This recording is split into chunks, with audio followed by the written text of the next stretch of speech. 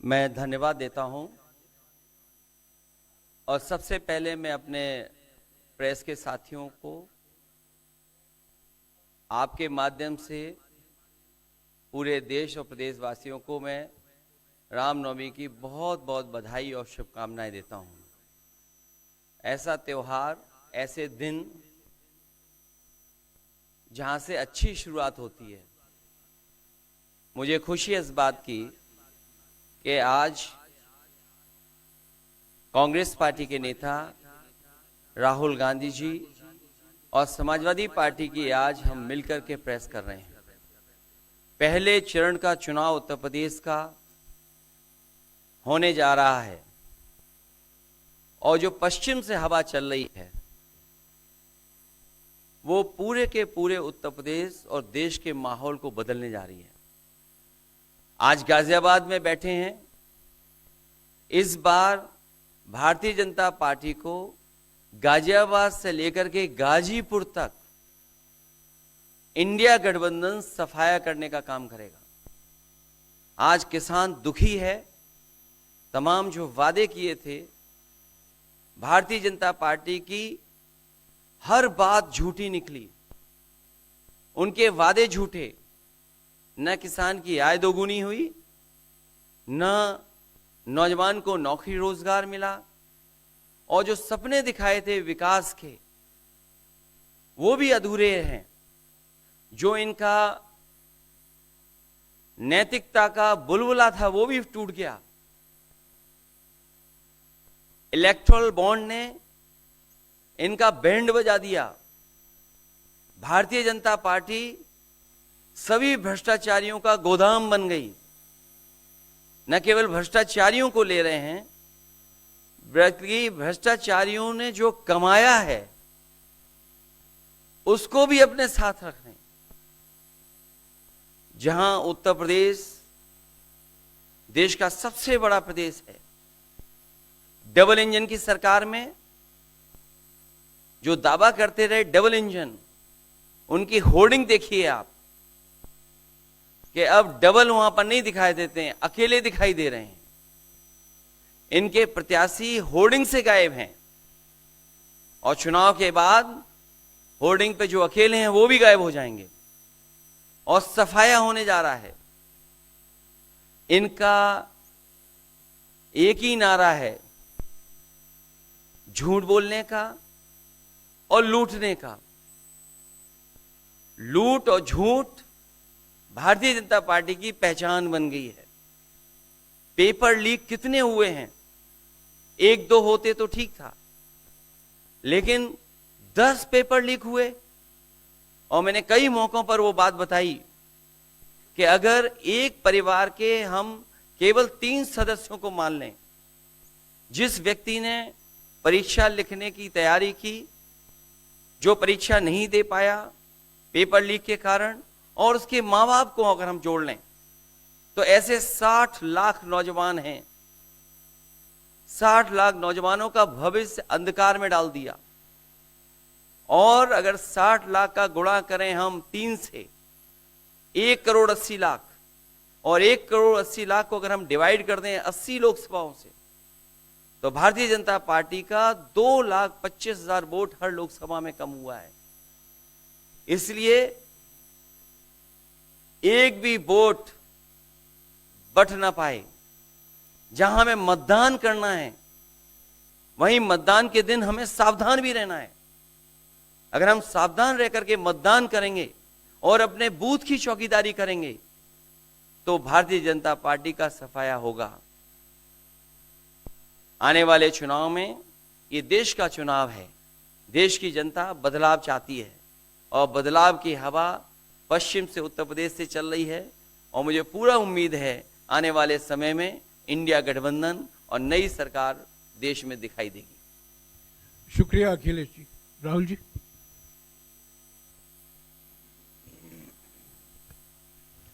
नमस्कार।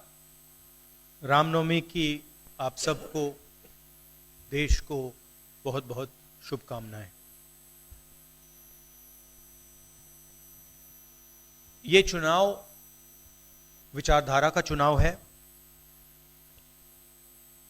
एक तरफ आरएसएस और बीजेपी जो संविधान है, लोकतांत्रिक सिस्टम है, उसको खत्म करने की कोशिश कर रही है, और दूसरी तरफ इंडिया गठबंधन, कांग्रेस पार्टी संविधान को, लोकतंत्र को डिफेंड करने की कोशिश कर रही है, उसकी रक्षा कर रही है। चुनाव में 2-3 बड़े मुद्दे हैं। सबसे बड़ा बेरोजगारी, दूसरे नंबर पर महंगाई, भागीदारी। मगर बीजेपी 24 घंटा डिस्ट्रैक्शन करने में लगी रहती है। कभी प्रधानमंत्री समुद्र के नीचे चले जाते हैं, कभी आसमान में सी प्लेन पे चले जाते हैं, मगर जो मुद्दे हैं उनके बारे में ना प्रधानमंत्री ना बीजेपी बात करती है। कुछ दिन पहले प्रधानमंत्री ने एएनआई को बहुत लंबा इंटरव्यू दिया। स्क्रिप्टेड था, मगर फ्लॉप शो था। प्रधानमंत्री जी ने उसमें इलेक्टोरल बॉन्ड्स समझाने की कोशिश की। प्रधानमंत्री जी कहते हैं कि इलेक्टोरल बॉन्ड्स का सिस्टम ट्रांसपेरेंसी के लिए लाया गया, राजनीति को साफ करने के लिए लाया गया। अगर यह सच है तो उस सिस्टम को सुप्रीम कोर्ट ने रद्द क्यों किया? और दूसरी बात, अगर आप ट्रांसपेरेंसी लाना चाहते थे तो जिन लोगों ने आपको पैसा दिया, बीजेपी को पैसा दिया, हजारों करोड़ रुपए दिए, उनका नाम आपने क्यों छुपाया था? और जिन तारीखों पे उन्होंने आपको पैसा दिया, उसको आपने क्यों छुपाया था? पता लगता है हजारों करोड़ रुपए का कॉन्ट्रैक्ट किसी कंपनी को मिलता है, उसके एकदम बाद वो कंपनी बीजेपी को पैसा देती है। सीबीआई की इंक्वायरी होती है, ईडी की इंक्वायरी होती है, किसी कंपनी पर शुरू होती है, उसके 10-15 दिन बाद कंपनी करोड़ों रुपए बीजेपी को देती है, और फिर सीबीआई की इंक्वायरी, ईडी की इंक्वायरी बंद हो जाती है। सड़क पे इसको एक्सटॉर्शन कहते हैं, एक्सटॉर्शन कहते हैं सड़क पे। तो ये जो है इलेक्टोरल बॉन्ड्स का जो स्कीम है, ये दुनिया का सबसे बड़ा एक्सटॉर्शन का स्कीम है। हिंदुस्तान के सारे बिजनेसमैन इस बात को समझते हैं, जानते हैं, और प्रधानमंत्री जितनी भी सफाई देना चाहें कोई फर्क नहीं पड़ने वाला है, क्योंकि पूरा देश जानता है कि प्रधानमंत्री भ्रष्टाचार के चैंपियन है। धन्यवाद। शुक्रिया राहुल जी। अच्छा, एक और बात, आपने जयराम जी आपने कहा कि जो भी आपको क्वेश्चंस पूछने हैं आप पूछेंगे, और ये ओपन एंडेड प्रेस कॉन्फ्रेंस है। बट इसमें एक और बात, मुझे पहले ही 2-3 बीजेपी वाले क्वेश्चंस पता लग जाते हैं, तो वो तो गारंटी पूछे जाएंगे, तो उनके लिए मैं तैयार हूं। आजकल गारंटी का जमाना है राहुल जी। पहला सवाल महिकार जी, हिंदुस्तान हिंदी डेली से। माइक दीजिएगा।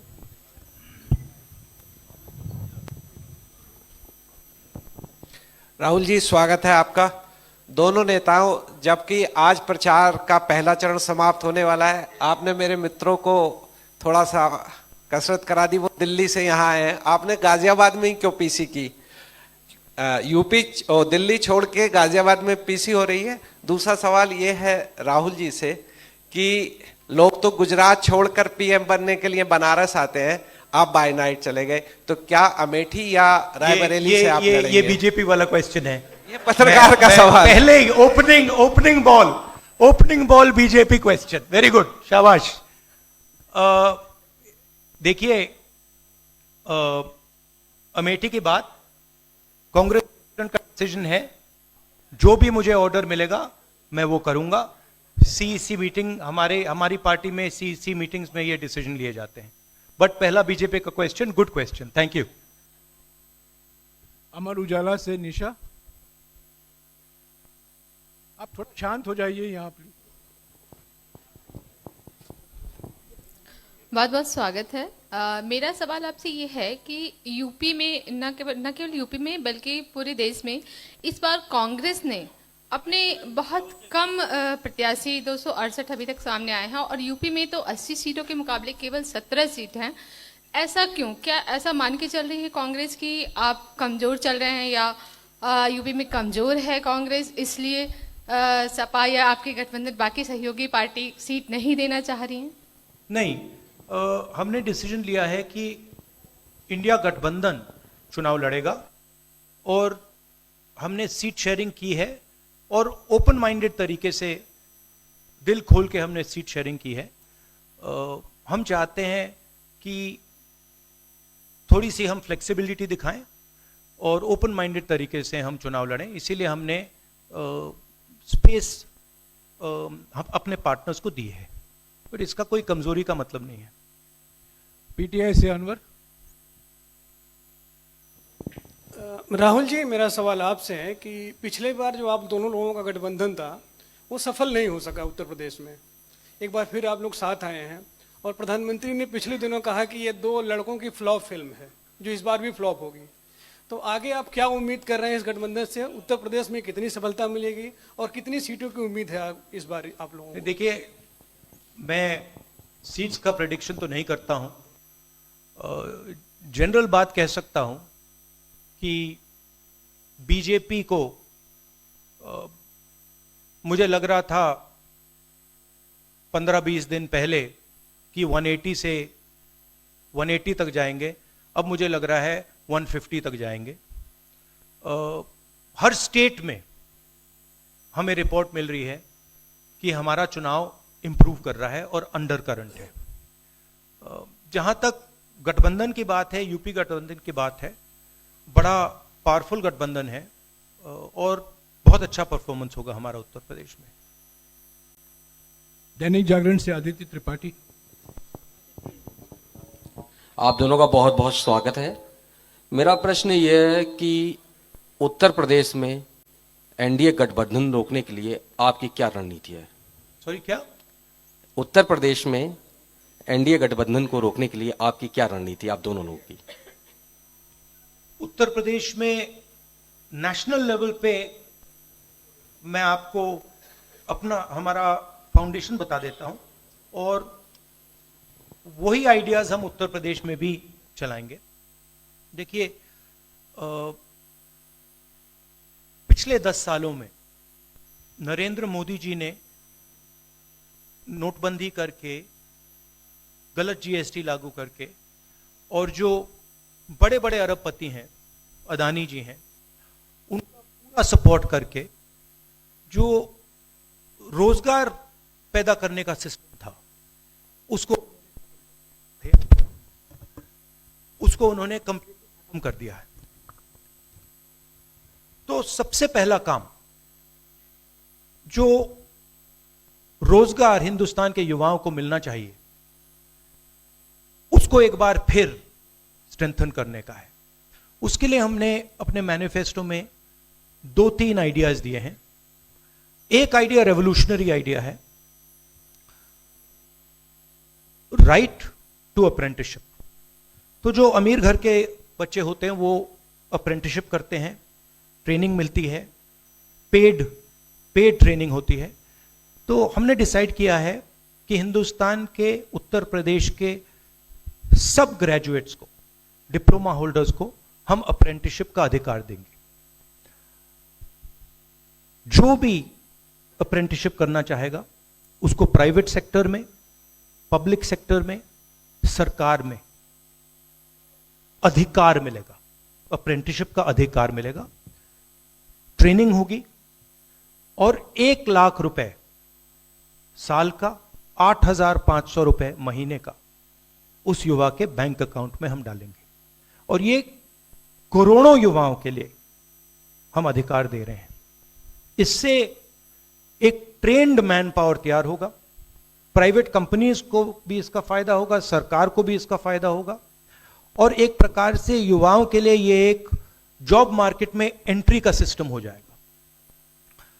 दूसरी चीज 30 लाख सरकारी रोजगार हैं जो नरेंद्र मोदी भर नहीं रहे हैं, वो वैकेंसीज हम युवाओं को देने जा रहे हैं। पेपर लीक की बात हुई है, उसके लिए हम कानून बनाएंगे, उसको हम खत्म कर देंगे। तो ये बात हुई युवाओं की। एक और हमारा आइडिया, क्रांतिकारी आइडिया, और ये उत्तर प्रदेश की महिलाओं को बहुत फायदा मिलेगा इससे। हर गरीब परिवार की हम लिस्ट बनाएंगे और हर गरीब परिवार में से हम एक महिला को चुनेंगे और उसके बैंक अकाउंट में महीने के 8,500 रुपए, साल के 1 लाख रुपए सरकार हर महीने बैंक अकाउंट में डालने जा रही है। किसानों की बात, किसान सिर्फ 2 चीजें मांग रहा है। नरेंद्र मोदी से 10 साल मांगा, हमें सही दाम दिलवा दीजिए, और जैसे आपने 16 लाख करोड़ रुपए, मतलब 24 साल का मनरेगा आपने अदानी जैसे लोगों का माफ किया, वैसा ही आप हमारा भी माफ कर दीजिए। और नरेंद्र मोदी मना करते हैं, उन पे फायरिंग करवा देते हैं, उनको डरा देते हैं। तो हमने लीगल एमएसपी का निर्णय ले लिया है।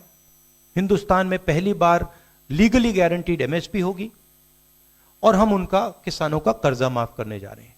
यही मेन मुद्दे हैं चुनाव में। बीजेपी का मैनिफेस्टो देखेंगे तो उसमें आपको उसका जो फाउंडेशन है, 2 चीजें हैं। एक कि वो शायद 10-15 साल बाद ओलंपिक गेम्स इंडिया लाएंगे, और दूसरा 1 या 2 व्यक्तियों को वो चांद पे पहुंचा देंगे। तो ये बेसिकली चुनाव चल रहा है। शुक्रिया राहुल जी। अगले 3-4 सवाल आप कृपया अखिलेश जी से पूछेगा। ANI से शालिनी।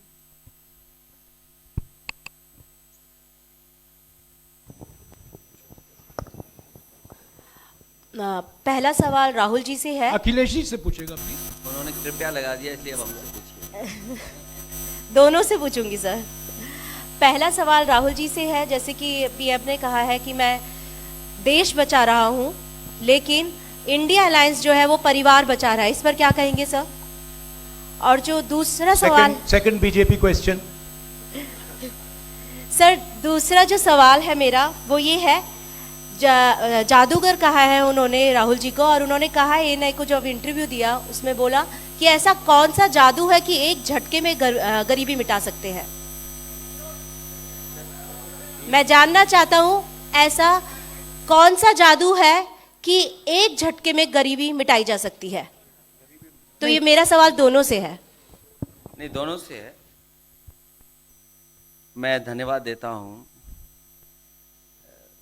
आप लोगों ने सवाल पूछे।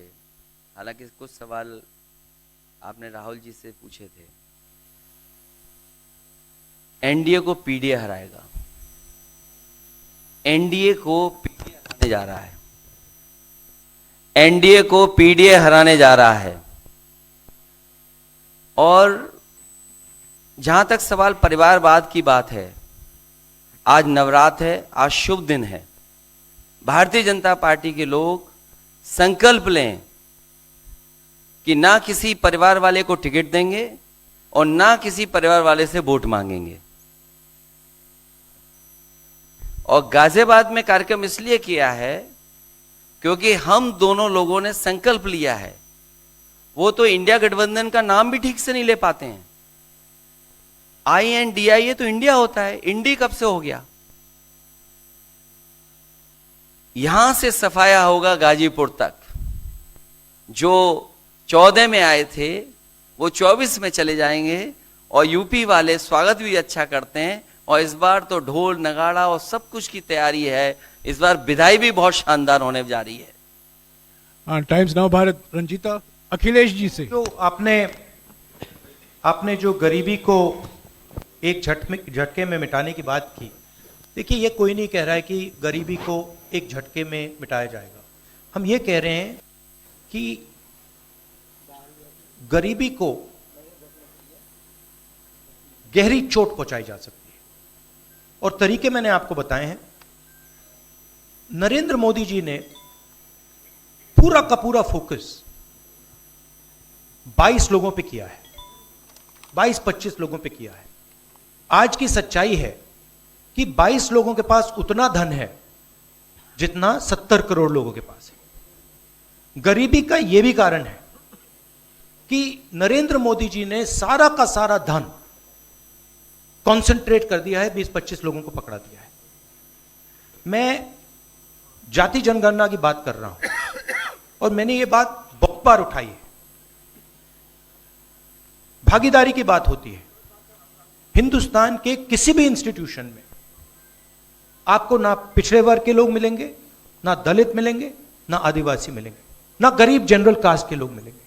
मैंने मीडिया के बारे में बात उठाई। मीडिया में आपको बड़े बड़े एंकर्स दिखते हैं। आपको मीडिया की कंपनीज के मालिक की लिस्ट निकालिए, आपको दिख जाएगा कि उधर ना एक पिछड़ा मिलेगा, ना एक दलित मिलेगा, ना एक आदिवासी मिलेगा। तो हम क्रांतिकारी काम करने जा रहे हैं। जाति जनगणना, महिलाओं को गरीब महिलाओं को 1 लाख रुपए, युवाओं को अप्रेंटिसशिप का कानून, अप्रेंटिसशिप का अधिकार, उनके बैंक अकाउंट में 1 लाख रुपए, किसानों को एमएसपी। तो ये सब गरीबों को पैसे देने के तरीके हैं। नरेंद्र मोदी जी ने पिछले 10 साल में गरीबों को कुछ नहीं दिया। तो ये हम करने जा रहे हैं। हाँ रंजीता, अखिलेश जी से। हाँ, अखिलेश जी से ही सवाल है। राहुल जी ने अभी जितनी भी चीजें कही, अखिलेश जी से। नहीं, मैं सवाल पहले जितनी भी चीजें कही वो तमाम चीजें कांग्रेस के घोषणा पत्र में है। क्या इंडिया गठबंधन का अपना कोई साझा जो है वो मैनिफेस्टो होगा? अखिलेश जी, क्या जो राहुल जी कह रहे हैं क्या वही तमाम चीजें सपा की भी है या सपा कुछ अलग भी घोषणाएं कर रही है चुनाव में? इंडिया गठबंधन नई उम्मीद है और जैसा कि राहुल जी ने कहा कि उनके मैनिफेस्टो में बहुत सारी चीज़ें हैं जिससे गरीबी दूर की जा सकती है। उसी से जोड़ करके मैं ये कहना चाहता हूं कि जिस समय हमारा देश का किसान खुशहाल हो जाएगा, जिस दिन देश के किसान को अपनी लाभकारी मूल्य मिलने लगेगा फसल का, और मैं समझता हूं कि जितने भी राजनीतिक दल हैं और खासकर जो इंडिया गठबंधन के साथी हैं वो ये बात कह रहे हैं कि हम एमएसपी की गारंटी देंगे या किसानों को लाभकारी मूल्य देंगे, और जिस दिन भारत सरकार किसानों की आय बढ़ा देगी, गरीबी दूर होना शुरू हो जाएगी। और मैं कई मौकों पर कह रहा हूं कि जाति जनगणना भी एक हमारा मुद्दा है।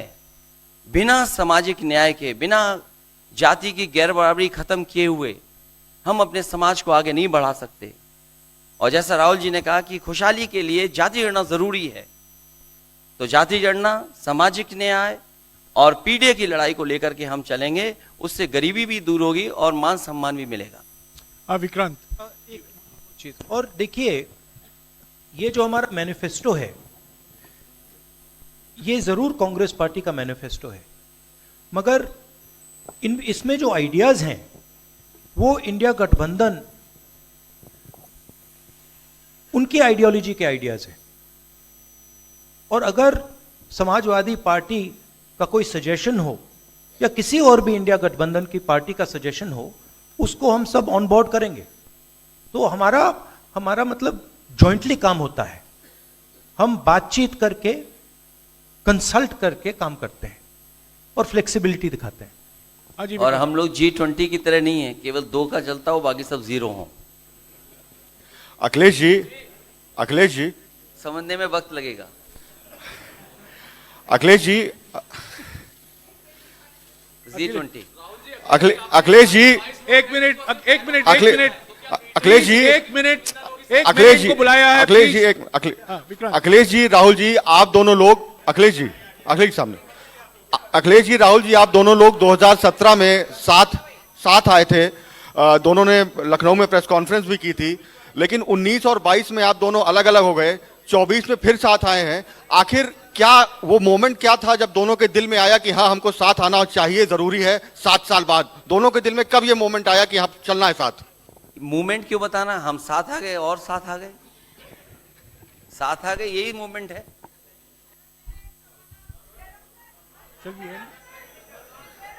साथियों, अभी दोनों नेताओं को जाना है।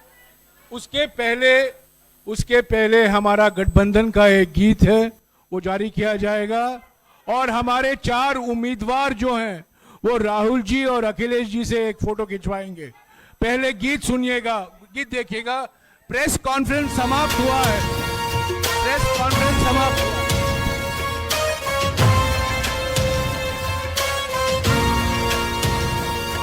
गठबंधन है ये इंडिया का गठबंधन है, गठबंधन है ये इंडिया का गठबंधन है।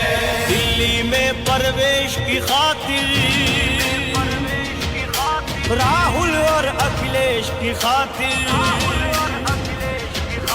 संविधान बचाना है तो वोट करो इस देश की खातिर। उम्मीद किसानों की इनसे, मजदूरों की आस यही है। देश बदलना है इनको ही, बहनों का विश्वास यही है। जन जन की आवाज यही है। दिल्ली में प्रवेश की खातिर राहुल और अखिलेश की खातिर वोट करो इस देश की खातिर। वोट करो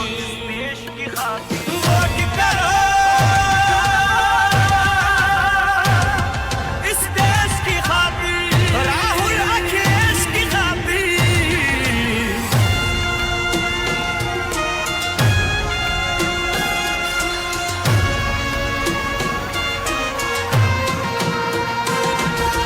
शान बचाए लोकतंत्र को, अब तो इन्हीं से आशा है। सच पूछो तो इनका जीवन समाजवाद की परिभाषा है। अब भारत का नारा यही है। दिल्ली में प्रवेश की खातिर राहुल और अखिलेश की खातिर वोट करो इस देश की खातिर। गठबंधन है ये इंडिया का गठबंधन है, गठबंधन है ये इंडिया का गठबंधन है।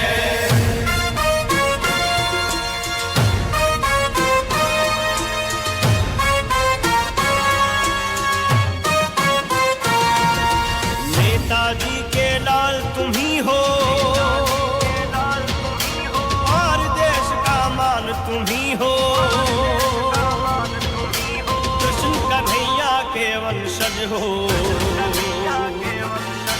यदुकुल का सम्मान तुम ही हो। अब धर्म युद्ध को लड़ना है तो दिल्ली में प्रवेश की खातिर राहुल और अखिलेश की खातिर वोट करो इस देश की खातिर। गठबंधन है ये इंडिया का गठबंधन है, गठबंधन है ये इंडिया का गठबंधन है।